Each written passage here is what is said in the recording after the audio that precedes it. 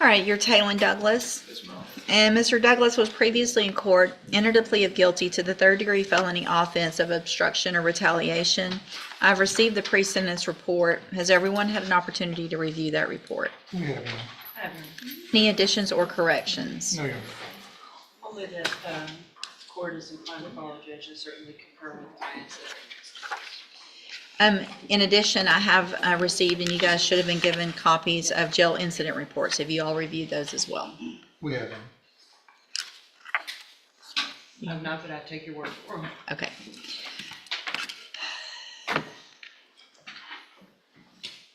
You don't like to follow rules, do you? I follow the rules. You do? You've been following the rules since you've been in jail? Kinda. Okay. So, how have you not followed the rules? I don't know, just whenever, I say like whenever I get disrespected or something like that.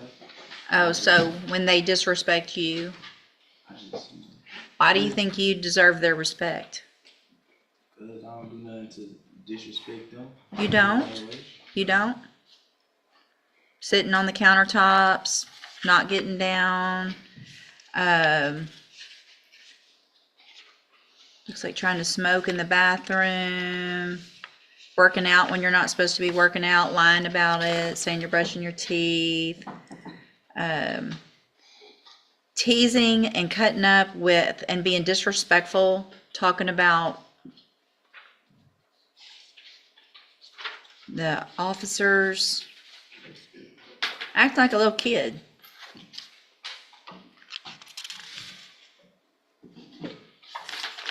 Taking food when you're not supposed to.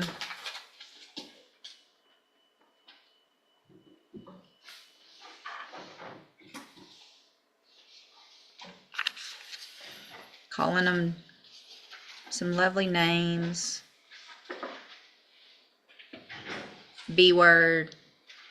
Tell them they're white and ugly. That's what they said I said? Mm-hmm. I don't know. I don't remember.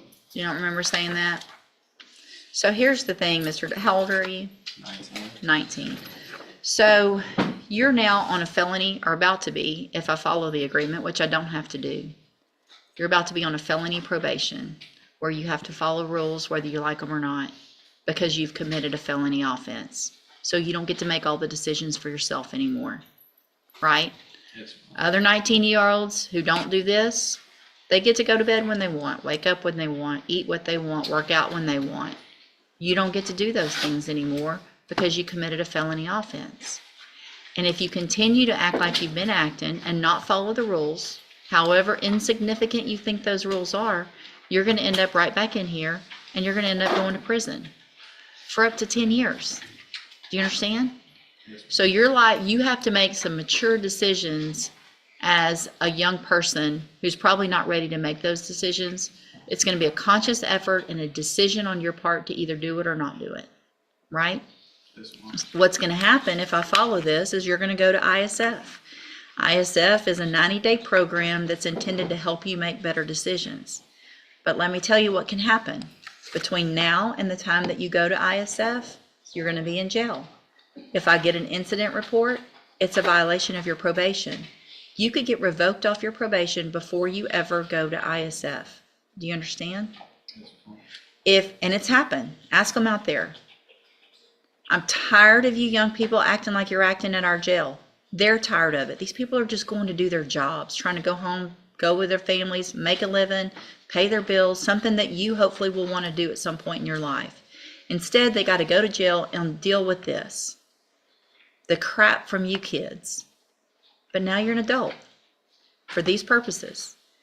If you get to ISF and you don't make it through that program, or I get incident reports from ISF, they send me those, you're not going to get out. You're never going to see the light of day again. You're going to go to prison.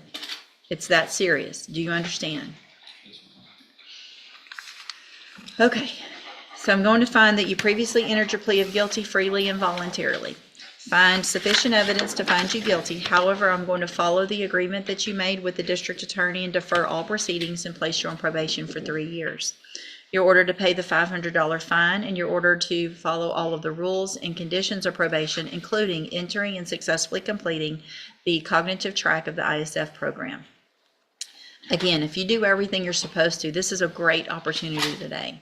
I don't want it to all be negative, because you have some very positive things. You don't have a felony conviction on your record.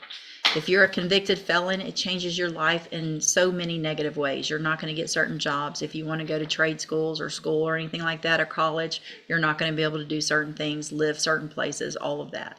So you still have that opportunity. And if you get everything together and you follow the rules, at the end of your probation period, the case is dismissed. You will never have a felony conviction.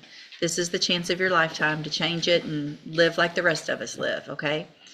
The other side, though, is if you violate any condition of probation, you'll be brought back into court. You'll be found guilty, so you would be a convicted felon, and then the punishment can be anywhere in that range from 2 years up to 10 years in prison. You understand? All right, I'm handing you the trial court certification that shows this was an agreement that I followed, and so you've waived your right to appeal. Again, I know there's other people out there, there's other young people that are acting up. It's going to be up to you to say, I'm not doing it. I don't want to go to prison. All right? All right, you can go back with the bailiff. Yes, ma'am. Hold on a second. Before he goes, Judge, in light of the fact that you are giving him an opportunity after deferred on the felony, in reviewing of his incident reports from the PSI himself and his juvenile history, which is quite extensive. Yes. It is my intention to proceed, obviously with a plea bargain offer on those misdemeanors, but I think it would be important, at least with several of them, to have those on his record so that if he is back, we kind of know what we're going to do there. So you won't be able to go to ISF until you take care of those misdemeanors. They'll bring you over on a jail day to get those taken care of. Ms. Molfino will talk to that prosecutor. If you enter pleas on those, great. If you decide to go to trial, then you'll just have to wait to go to ISF until those take care of with the trial, okay? Also, I do want to make sure a condition of your probation is that you are not allowed to be in the possession of a firearm of any type. That means in a vehicle with anybody with a firearm. That means at a house where there are firearms. You are not allowed to be anywhere where there's firearms. If you're living somewhere where there's firearms, you either cannot live there, or they have to have those out of the house or locked where you cannot have access to them. Do you understand? Okay, you can go back with the bailiff now. Okay, so They're not new cases in this court, no, but he picked up some new cases. okay, so we already went through. All right, are you Roderick Randall? Yes, ma'am. And so did I just reset it, or did I? Hi. What? So in August, Your Honor, he pled true, and I think at that time we were looking at ISF as our agreement. It was reset for an updated report. Then we discovered he had Yeah. two new misdemeanors that occurred in August. And Right. so I filed a first amended motion October 22nd. Okay, So we need to go through We need to that. enter pleas to that, and then we have an agreement if the court's okay with it. Okay.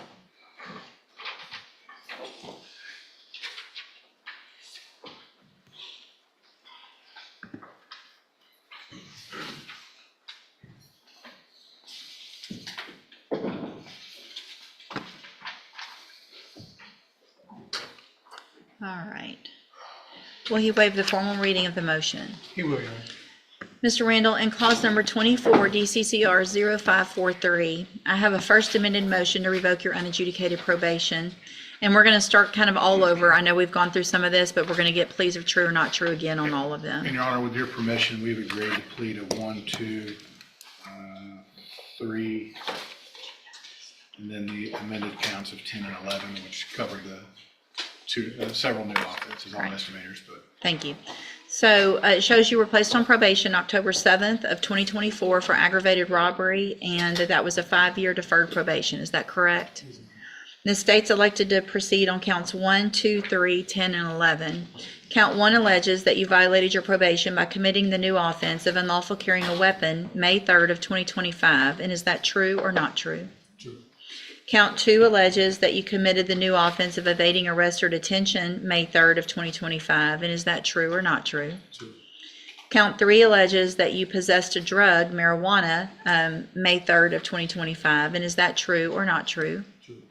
Count 10 alleges that you committed the offense of unlawful carrying a weapon July 13th of 2025, and is that true or not true? And then count 11 alleges that you committed the offense of evading arrest or detention July 13th of 2025, and is that true or not true? Did you enter your pleas of true to counts 1, 2, 3, 10, and 11 freely and voluntarily? And did you plead true to those counts because they're all actually true? I have paperwork now, again, on the case here that has your signature on it that the state's marked as exhibit number 1. Before you sign these, did you go over them with Mr. Rojas? Do you fully understand them? And do you understand, if I follow the agreement that you've made with the district attorney, that you will be waiving or giving up any right to appeal? State tenders number 1. No objection. It's admitted. Any evidence that Mr. Randall's not competent? No, Your Honor. All right, sir, I'm going to find that you entered your pleas of true to counts 1, 2, 3, 10, and 11 freely and voluntarily. Find those counts true. Find sufficient evidence to find you guilty, and at this time, find you guilty of the offense of robbery, aggravated robbery. Sentence you in accordance with your agreement to a term of 8 years in the institution. Judge, I feel like we may have originally pled into the lesser. I think we did lesser robbery. included. Let me double check.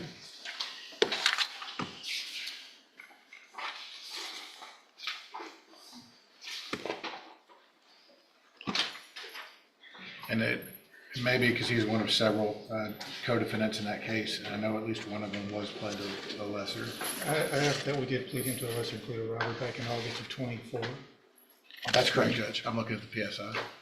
Let me double check with the paperwork, though. Hold on just a second. Can you pull up the original? Well, never mind. It'll probably be in here. Never mind. Hold on. It was put down to judge robbery. Okay. Does the state want to? Yes, Your Honor, I'd ask that I be allowed to amend the motion to take out aggravated and reflect the original. Any objection to that? No objection. So I'm going to go back, and just to make sure the record's clear, what you're on probation for is the lesser included offense of the second degree felony offense of robbery. So it's not aggravated, it's the second degree felony. And I'm going to make that modification amendment here on the motion with, let's see.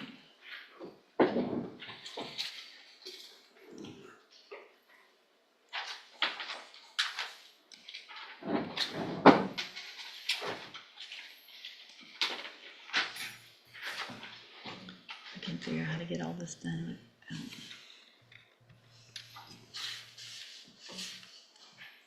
Okay, so that being said, I'm going to find you guilty based on the pleas of true to counts 1, 2, 3, 10, and 11. Find you guilty of the offense of robbery.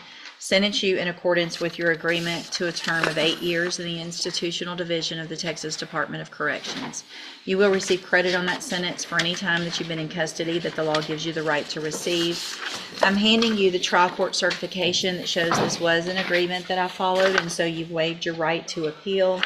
I have also handed you a written admonishment regarding your ineligibility to possess a firearm or ammunition. Because of the judgment entered against you, you're ineligible under Texas law to possess a firearm or ammunition. Possession of a firearm or ammunition could lead to charges against you. Firearm is a legal term, and you should read that written admonishment I provided you to see what devices qualify as a firearm. If you have questions about the laws that make you ineligible to possess a firearm or ammunition, or about how long that lasts, you can talk with Mr. Rojas. All right, good luck to you, sir. You can go back with the bailiff. Thank you, Your Honor. All right, court's just going to I just need about a 5-10 minute break. We'll be in short recess. All rise, court's in recess. Denzel Spikes. Okay, you're Denzel Spikes. Yes, Will your client waive the formal reading of the motion and the indictment? He does, Judge. Judge, we're just proceed on count one, on allegation number 1, we'll ban the rest. That is the condition. Mr. Spikes, in clause number 25, DCCR 0921, you're charged with the second degree felony offense of aggravated assault with a deadly weapon from April 29th of 2025. And how do you plead to that charge? Guilty. Are you pleading guilty freely and voluntarily? Yes, ma'am. And are you pleading guilty because you did what they've charged you with? Yes, ma'am. I have here on the tablet some documents in that case that have your signature on them, that the state's marked as exhibit number 1. I'm gonna need some explanation. On, The punishment, on his 3, Judge, he's on probation for aggravated assault with a deadly weapon, commits another one. yes, ma'am, the newest one was not as egregious as it seems. It was a kind of a mutual combat, but Okay, let me look at therefore, we're proceeding on that with the lower offer due to the nature of it, but not to continue him on probation.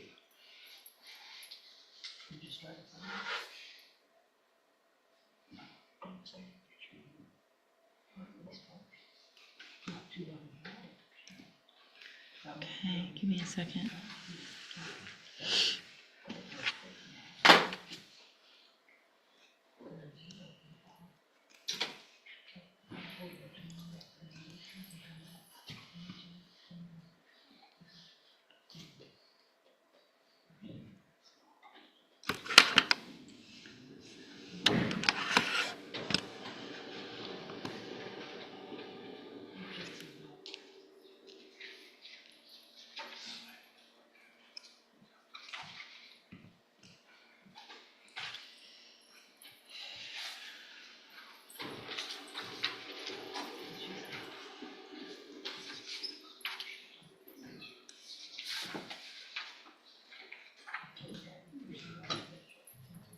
So give me just a second, I'm going through a couple things. Okay.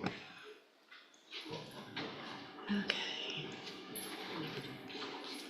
All right, so I have, again, some paperwork here that has your signature on it. Did you go over that with Mr. Lewis? Yes, ma'am. Do you fully understand it? Yes, ma'am. And do you understand, if I follow the agreement that you've reached with the district attorney, that you'll be waiving or giving up any right to appeal? Yes, ma'am. Do you also understand, if you're not a U.S. citizen, that a plea of guilty or no contest may result in your deportation, exclusion from admission to the country, or denial of naturalization under federal law? Yes, ma'am. Look at one more thing before I do this. Let's see, 24.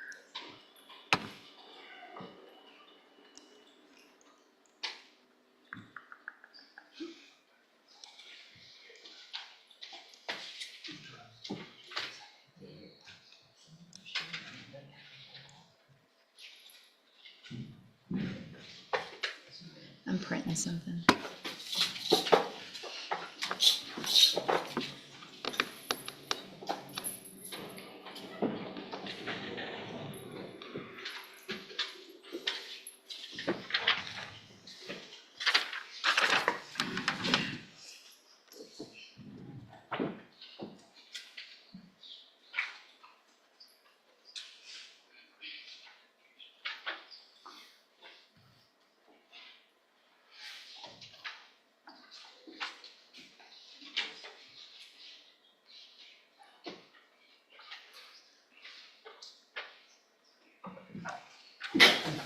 Bless you. I'm just looking now at the PC from the original case. I'm looking at the PC from the new case.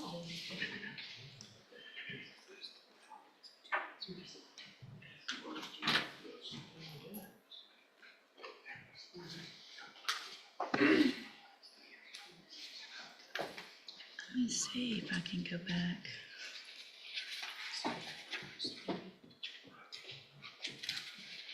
I'm also gonna take a look real quick at the PSI. I'm just not feeling real comfortable with that low. I understand in the new case, potentially some issues if there was some mutual combat, but the underlying offense and the fact that we're resorting to the same thing and grabbing things and beating people with them is concerning.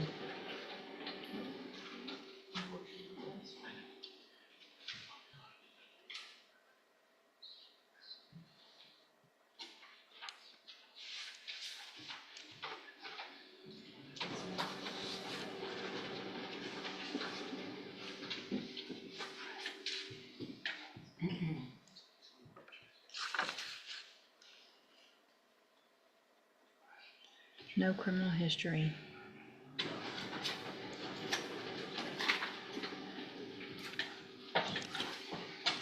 All right, state tenders number 1 in 25 DCCR 0921. No objection, Judge. It's admitted. Any evidence Mr. Spikes is not competent. No objection. All right, sir, in cause number 25 DCCR 0921, I'm going to find that you entered your plea of guilty freely and voluntarily. Find that you're mentally competent and you understand the nature and the consequences of that plea. Find sufficient evidence to find you guilty, and at this time find you guilty of aggravated assault with a deadly weapon. Sentence you in accordance with your agreement to a term of 3 years in the Institutional Division of the Texas Department of Corrections. You will receive credit on that sentence for any time that you've been in custody that the law gives you the right to receive. In cause number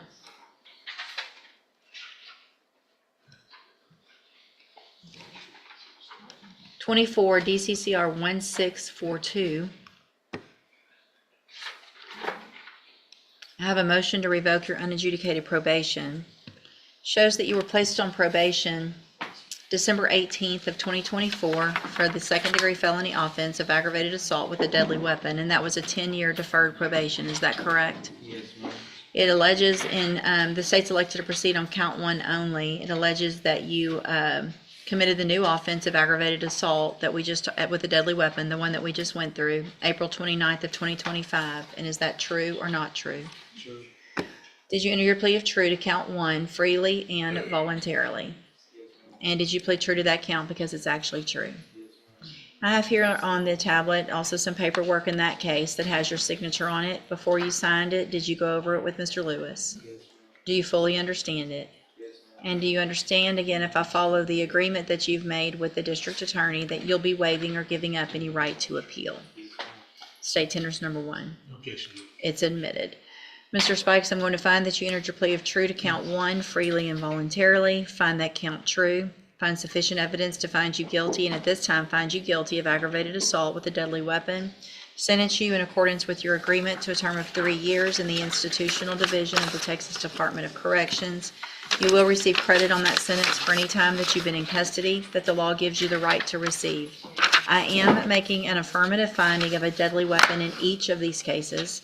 I'm handing you the trial court certification in each case that shows these were agreements that I followed, and so you've waived your right to appeal.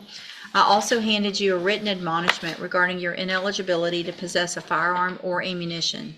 Because of the judgment entered against you, you're ineligible under Texas law to possess a firearm or ammunition. Possession of a firearm or ammunition could lead to charges against you. Firearm is a legal term, and you should read the written admonishment I provide you to see what devices qualify as a firearm. If you have questions about the laws that make you ineligible to possess a firearm or ammunition, or about how long that lasts, you can talk with Mr. Lewis. Good luck to you, sir. You can go back with the bailiff. Thank you, ma'am, for being here.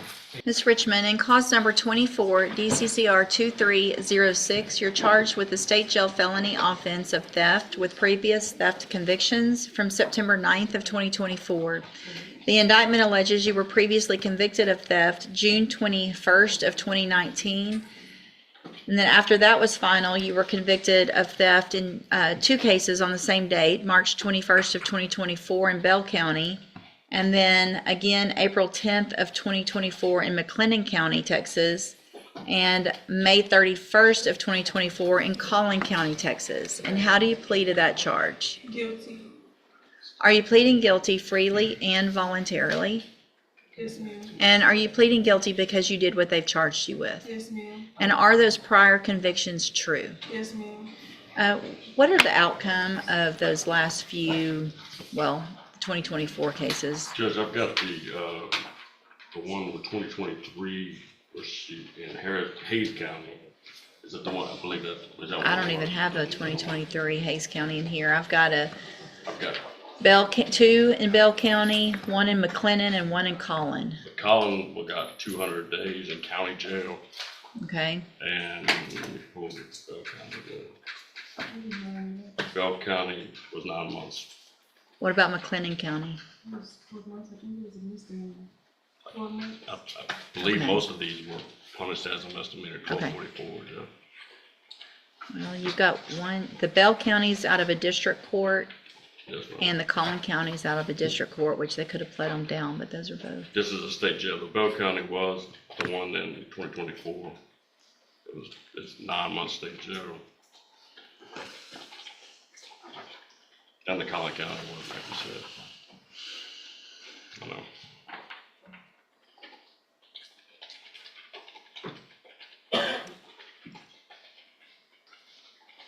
The Collin County was a 1244 to be specific, Judge. Okay.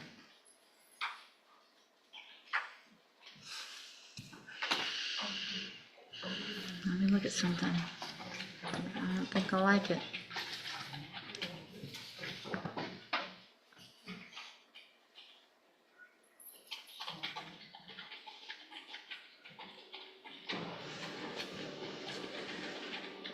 God, these are so hard to read. I'm printing the PC, I can't see it.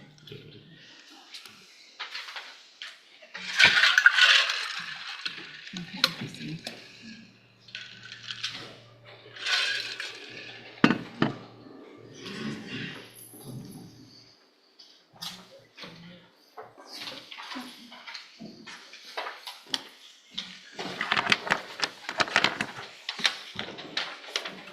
So there's a case from 2017 here out of this court for a 2-year term in prison. What was that for? No, I had, 2 years probation, and then when I went to jail, I had got some jail time with a 1224A. I don't know how much it was, So what I'm looking at here, which is even more than what's included on that indictment, Yes, ma'am. shows a 2017 conviction for theft here in Jefferson County, a 2023 in Collin County, a 2023 later that year in San Marcos. Hayes County. I was Hayes in jail County. that whole time. I don't care if you're in jail. I care that you're continuing to steal, and that I'm not sure that this deal that you've made is sufficient for what I think, for what you've been doing. So we're not talking about a long time ago. We're talking about the last 2 years. So going from literally from county to county to county. So we've got Collin County, Hayes County, then we're into 2024 where there's 3 convictions, one in McLennan County, one in Belton County, one in Kaufman County. And we're back here with an offense date. So the offense date here was 9/9, which is actually of 24. Yes, ma'am. Okay. So at least that one was before the Kaufman County. So you went from here and then you traveled to Kaufman County within 3 days, got another case there. Or at least you had it before and that was the conviction date.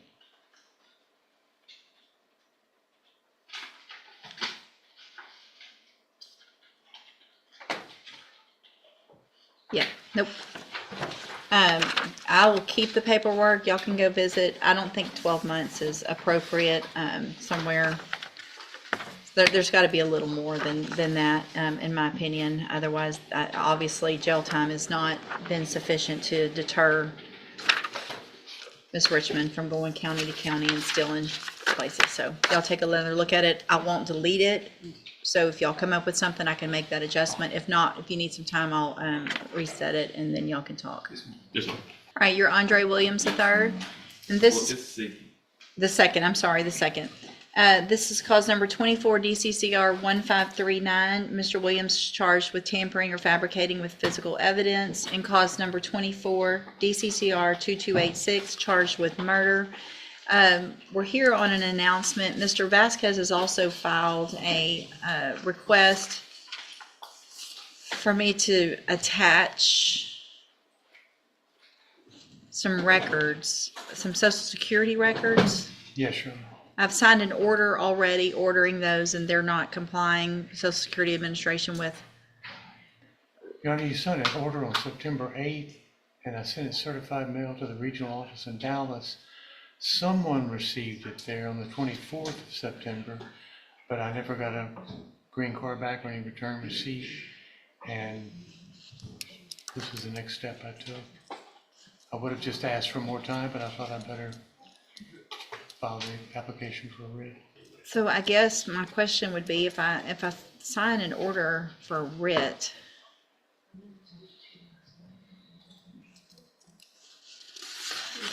who goes in, I mean, who's gonna go, are we at, let me look at this, because, Big burly Dallas County Sheriff goes and does it, grabs them. grabs the paperwork or the person? I guess that's what the question is, because there's a hearing request regarding attachment. Is there a motion for the attachment of the person or the records? That's what defendant's hearing request. There was an earlier motion, Your Honor, and then there was a motion that the court signed Right, compelling right. compelling the Social Security office to turn over the bill. I guess what I don't have that I think to make it clean I need is the petition for the writ.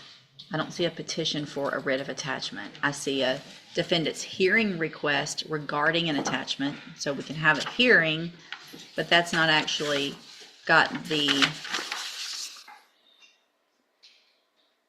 key language probably. Well, let's see, the moves this honorable court to issue a writ. So I think it probably is correct in the body of this motion. I think it's just the top doesn't.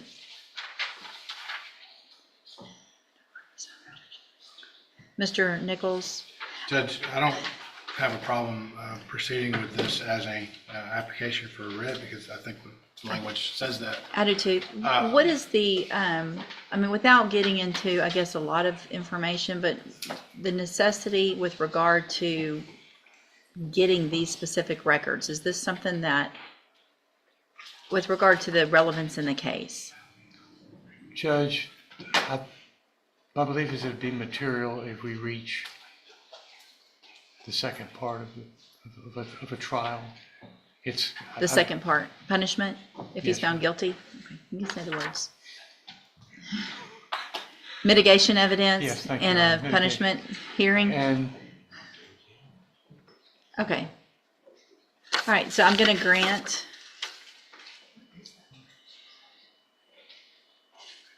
So I'm gonna grant it. I do think, however, I need a more specific, so the order is just saying that I'm granting the writ. I need a writ now prepared of attachment that has all the specific information in it that will go to Dallas County. Look at the signature line. For me, my signature line. Is that an autocorrect? Judge, you both look so much alike that Yeah, That's the only way to say that. Your Honor, I don't have any issue with him. I think we have to do doing a the steps writ. to get these records. Yeah. I don't want to keep delaying setting this for trial. No, I if don't- That's where we're headed. I think we've already agree. done a rejection of an offer. So let's do this. I'm going to go ahead and place it on the trial docket. I'm going to grant the writ, so you should be able to hopefully get somebody to go work on getting those documents. If something happens and you can't, and there's some issues, obviously just let me know. We'll get back in here. But I need more than just this order. I need a writ of attachment that has your, Dallas County, your order to go get X documents from blah, blah, blah. Obviously, it needs to say something different than that. It needs to say what you want from them specifically, where to go, address, custodian of records, all of that needs to be in a writ. And then we will get that to us filed, and then we'll get it the appropriate way where we need to. We just haven't done these very often, so I'll look up exactly how to do it, but I think I need the writ itself prepared. I'll try and get the right signature line this time. Thank you. Make that adjustment on there too. Please All tell me right, I'm not the you can first go one back with the do bailiff. that. All right, ma'am, are you Destiny Williams? Yes, ma'am, I am. Will your client waive the formal reading of the motion in each case? You will in each case, Your Honor. And Judge, just for a little bit of procedural history, because it took Mr. Burbank and I a second to figure it out. Irrespective of the fact that the motion itself in the language does not state she was extended a year, then 3, then 4, she was. Well, went back and looked at her original records, so I believe that at the time this motion was filed in September of 22, it would have told that probation that was set to expire, but the motion doesn't read that way because it doesn't have the 1 in there. I can do Okay. an oral motion to amend that 1-year extension. but No, there were that's okay, as 3 long as you guys both agree and it three appears that that, extensions in total to make that 2012 case run to 22, and this motion was filed so prior to it discharging. okay, all right, and you agree with that as well, Mr. Burbank?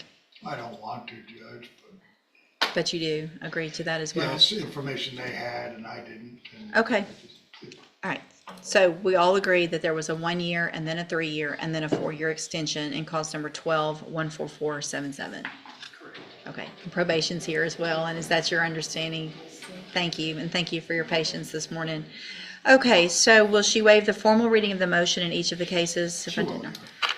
Ms. Williams, in cause number 12-1477, I have a motion to revoke your unadjudicated probation. It shows that you were placed on probation November 5th of 2012 for the offense of robbery, and that was initially a 3-year probation deferred that was extended several times. Is that correct? Correct. And then in cause number 19-32216, I also have a motion to revoke your unadjudicated probation. This shows that you were placed on probation September 25th of 2019 for the offense of illegal transfer of EBT benefits. And that was a 5-year probation deferred that was extended at least 2 times. Is that correct? It was extended once from my understanding. It looks like it was extended for 3 years, December 2nd of 2016, and then another 4 years.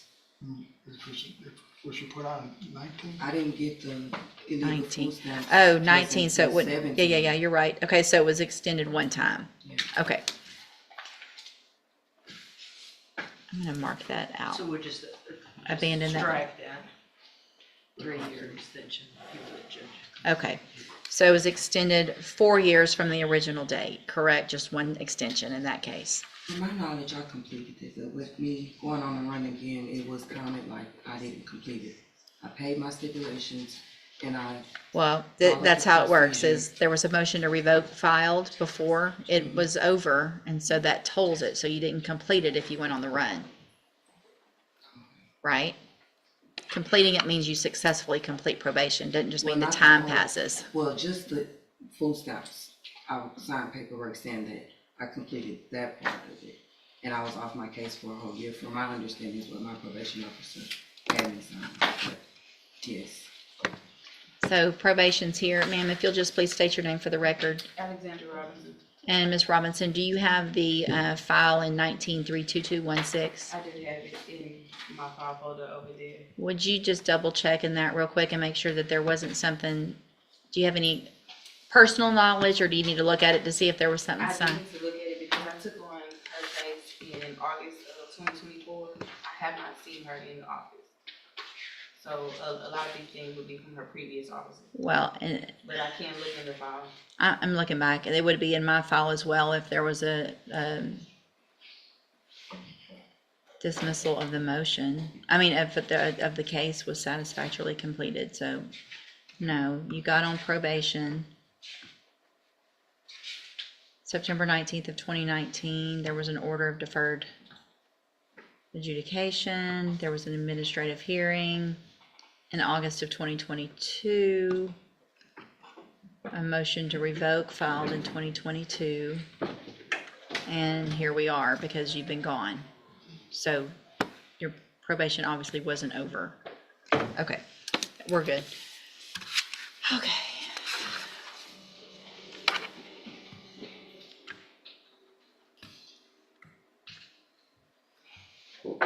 And is there no agreement? There's not an agreement? No If- agreement other than. If there's no agreement, we're gonna go through the whole motion. Yeah. I want I want everything, in front of me that I need. All right, so, Ms. Williams, in each case,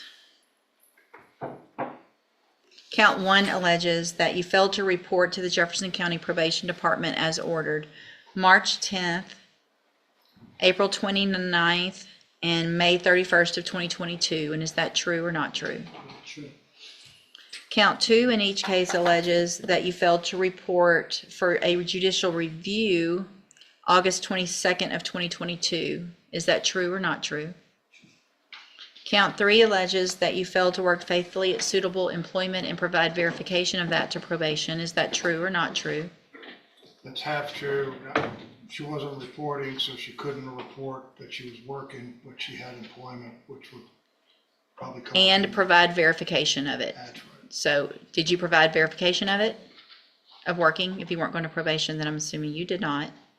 Right, Okay, so is that true or not true? true. Count 4 alleges that you failed to immediately report to the probation officer your change of address. Is that true or not true? Is that not true? It's not true. That's not true? It's not true. Okay. Count 5 alleges,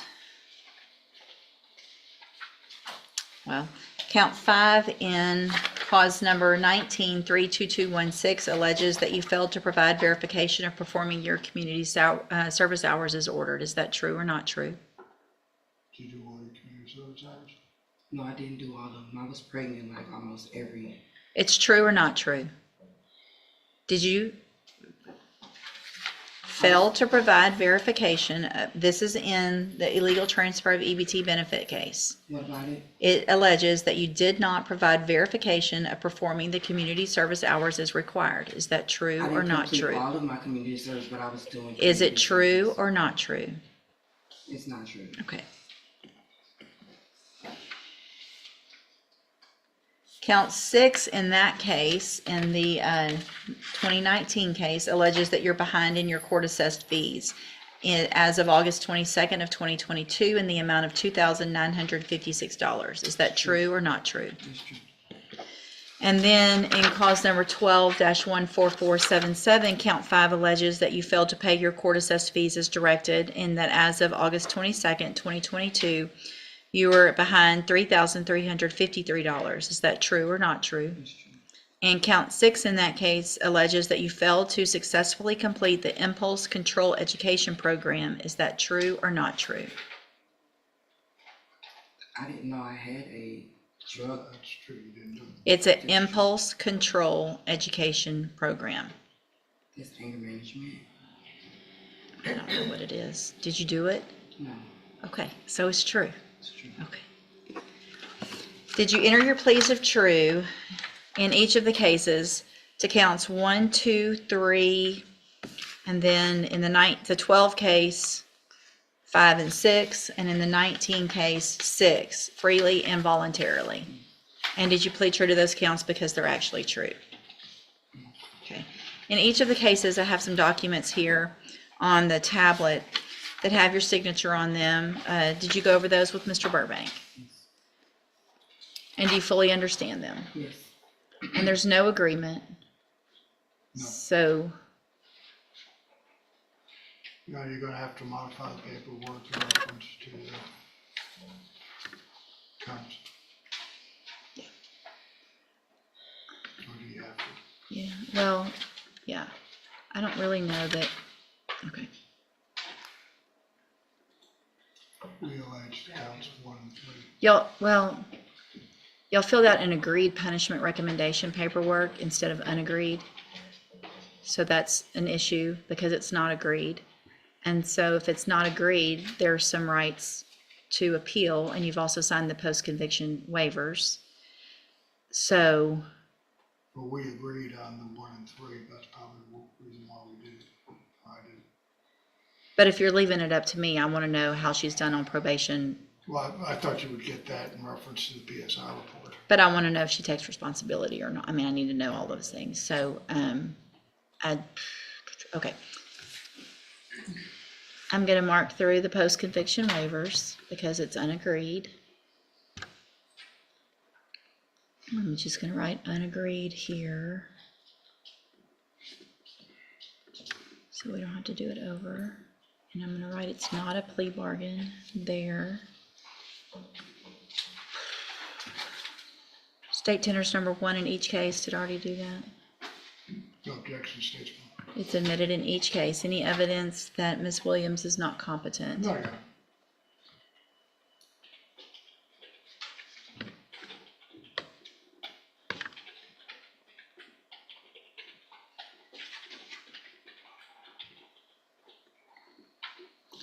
All right, I'm going to find that you entered your pleas of true to the counts you pled true to in each case freely and voluntarily. Find those counts true in each case. Find sufficient evidence in each case to find you guilty. However, I'm going to reset your case so that the probation department can do an updated report. That'll give me more information about you and your cases, and then we will come back later for sentencing. Anything that you think is important for me to know, get that information to Mr. Burbank, and he will present it to me on your behalf when we come back. One thing, Your Honor, it is deferred. I would ask that a bond be set. I know that she has not reported. She was working full-time. and She has just been. admitted in front of me that she's been on the run, and so I think based on that, based on the nature of the fact that she's been extended, we have a case from 12 and 19, and that there's not even the possibility in the 12 case for anything other than a revocation because of the dates, that I'm going to deny that request. All right, you can go back with the bailiff. Mr. Burbank, Mr. Malfino, and sir, again, you're Brandon Bell. And so just to get us back where we need to be, everybody's reviewed pre-sentence report, made argument. I want to go back just one more time and see. I know, Mr. Burbank, you're asking that I continue Mr. Bell on probation. Ms. With treatment, Judge. With treatment. I know Ms. Lopez has made her position very clear. Ms. Malfino, what is the state's position? Judge, I certainly have ultimate respect for Ms. Lopez's position. She knows the defendant and what she's been dealing with a lot better, probably has a slightly different perspective on the kid other than what I do, so I certainly defer to her opinion. I also at the same time agree that probably the safety special needs to address that synthetic marijuana issue may be relevant. Has he had that opportunity in the past with some other charges? Yes, very well so. So what? Revocation may be appropriate, Judge, based on the underlying offense itself. If it is not, of course, we would be of the opinion that if he goes to that and violates zero tolerance in any way, shape, or form, we ask for the max. Okay, I'm just reminding myself also, so what I did not do previously was go through and take a look at that old pre-sentence report, which has the criminal history, which includes Several sentences in prison. already been to prison, given an opportunity on probation in 2020, which is not long ago, 5 years ago, revoked and sent to prison for 2 theft cases. One was a TDC case, given 3 years. And so pretty much gets off parole barely and commits this offense, gets the opportunity at probation, and we're where we are now. I think it does have an extensive juvenile history you will see in misdemeanor as well. And again, that's Yes. why I wanted to let the court know that an underlying probation offer was made with the issues with Miss Ibriana Bell that the court is obviously aware of by this point. Okay, I am looking back at history, juvenile history, going back to 2013. Assaults, violation of court orders that look like it should have ended up in Texas Youth Commission. For some reason, they kept putting you on probation all the way until 2018, when you apparently become an adult. Then you start getting felonies and misdemeanors, get probations on all of those. Those are revoked. You beat the mother of your child while she's pregnant. You get a 5-year deferred probation, and you don't take advantage of that probation. I feel like at this time, what Ms. Lopez said is absolutely correct. You are a danger to your children. You're a danger to the menace to our county, and have been since 2013. Just one thing. Do you know when his mental health was discovered? Or wasn't it? Probably when he started using synthetic marijuana. So at this time, I'm going to find that you entered your plea of true. So you were previously in court, entered pleas of true to counts 2, 3, 4, 6, 7, 9, and 10. And then today, I am going to make a finding of true to counts 1 and 8 based on the testimony of Ms. Lopez. I'm going to find sufficient evidence to find you guilty, and at this time, find you guilty of aggravated assault with a deadly weapon. I'm going to sentence you to a term of 12 years in the institutional division of the Texas Department of Corrections. There will be an affirmative finding of a deadly weapon. You will receive credit on that sentence for any time that you've been in custody that the law gives you the right to receive. And I'm going to hand you, and y'all need to sign this, trial court certification that shows this was not an agreement. There are some rights to appeal. You can talk to Mr. Burbank about that. I'm also going to hand you a written admonishment regarding your ineligibility to possess a firearm or ammunition. Because of the judgment entered against you, you're ineligible under Texas law to possess a firearm or ammunition. Possession of a firearm or ammunition could lead to charges against you. Firearm is a legal term, and you should read the written admonishment I provide you. Hang on. You should read the written admonishment I provide you to see what devices qualify as a firearm. If you have questions about the laws that make you ineligible to possess a firearm or ammunition, or about how long that lasts, you can talk with Mr. Burbank. You need to sign that, and then I'll get you a copy of it, and then you can go back with the bailiff. I do think that's fair, and hang on to, Mr. Bell, I can go up to 20 years today.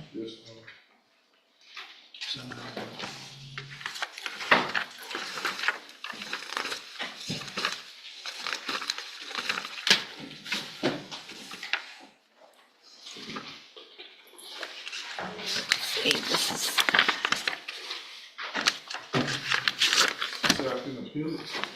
talk to Mr. Burbank about that.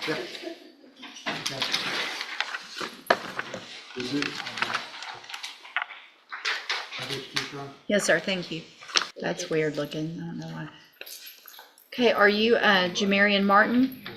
And Mr. Martin was previously in court and cause number 25 DCCR 0196, entered a plea of guilty to burglary of a building. I've received the pre-sentence report. Has everyone had an opportunity to review that report? Any additions or corrections? Only that the state would request $500 in restitution, Judge. I think my conversation with the PSI author in this case, Ms. Banks, was subsequent to her already sending it to the court, so we were able to determine it's $500 in restitution. Okay. And I would also ask if the court is inclined to follow it, that it be with a condition of ISF at the very least. So that's, yes. So my biggest question is, with regard to ISF, it's either substance or cognitive. And so because there's some drug issues, but there's also, he's young, and so what I'm considering is ISF cognitive and then JCDI as when he gets out. Does that seem appropriate for what we've got here? I think so, Judge. I think so. He came to court and tested positive last time, but Right. it probably would better address both with both of those programs. And then we can always follow up with something. Yeah. Well, or, yeah. Let's not go that route. Okay, Mr. Martin, what I'm going to do, how old are you? 19. So my goal here today, and everyone's goal, is for you to be able to be successful. And so what's going to happen is you're going to be given some tools up front, not necessarily meant to be punishment, but meant to give you everything you need to change your life and be successful and go through this probation. So what that means, though, is if I do all of this now and then you violate later, coming back in and asking for another chance is probably not going to go very well. You understand? So I'm going to find that you entered your plea of guilty freely and voluntarily. Find sufficient evidence to find you guilty. However, I'm going to follow the agreement that you made with the district attorney and defer all proceedings and place you on probation for 4 years. I am going to order $500 in restitution and that you follow all of the rules and conditions of probation. That's going to include entering and successfully completing the cognitive track of the ISF program, which is a 90-day program to help you make better decisions. And then when you get out, you're going to be ordered to enter and successfully complete the JCDI program, which is the Jefferson County Drug Intervention Program. That is an outpatient treatment program, but it's intensive and it's meant to help you get off all the drugs and things like that. So you're going to be able to be hopefully making better decisions, not using drug. And if you do all of that, this is an excellent opportunity because you're not a convicted felon. You don't have this felony conviction on your record. And if you successfully complete the probation, you will never have a felony conviction. The case will be dismissed at the end if you're successful. The other side of that, though, is if you violate any condition of probation, you can be brought back into court, convicted of the offense, which means you would be a convicted felon and sent to the state jail prison for up to 2 years. Do you understand? All right, I'm handing you the trial court certification that shows this was an agreement that I followed, and so you've waived your right to appeal. Good luck to you, sir. Sorry. And that's how today's courtroom session comes to an end. Some defendants were given another opportunity, while others learned that repeated bad decisions eventually catch up with them. Which case shocked you the most? Let me know in the comments.